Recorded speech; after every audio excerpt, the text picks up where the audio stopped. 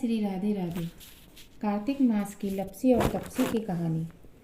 एक गांव में एक लपसी और तपसी रहते थे।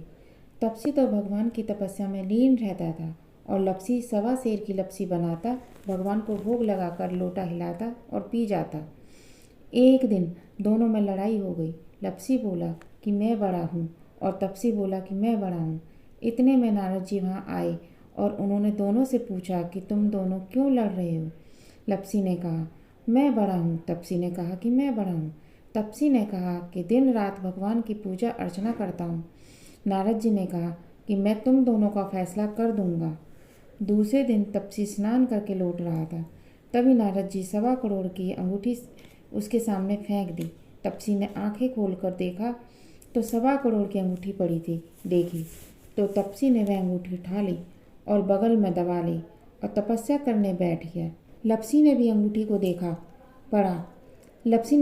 को पड़ा देखा, पर उसने अंगूठी पर ध्यान नहीं दिया और भगवान को भोग लगाकर लपसी खाने बैठ गया। नारद जी ने सामने आए तो दोनों ने पूछा कि कौन बड़ा, तो नारद जी ने तपसी से खड़ा होने के लिए कहा। वो खड़ा हुआ तो उसके नीचे दबी अंगूठी दिख गई। नारद जी ने तपसी से कहा, तपस्या करने के बाद भी तुम्हारी चोरी करने की आदत नहीं गई। तुमने अंगूठी चुराई है, इसलिए तुम्हारी तपस्या भंग हो गई।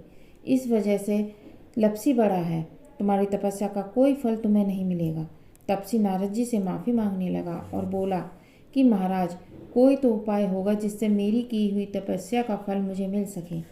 नारद मुनि को उस पर दया आ गई और उन्होंने कहा कि तेरी तपस्या का फल कार्तिक नहाने वाली देगी। फिर नारद जी ने कहा कि कोई सारी कहानी सुने, लेकिन तुम्हारी कहानी ना सुने तो उसका फल तुम्हें मिलेगा। उसी दिन से हर व्रत कथा कहानी के साथ लपसी तपसी की कहानी भी कही और सुनी जाती है।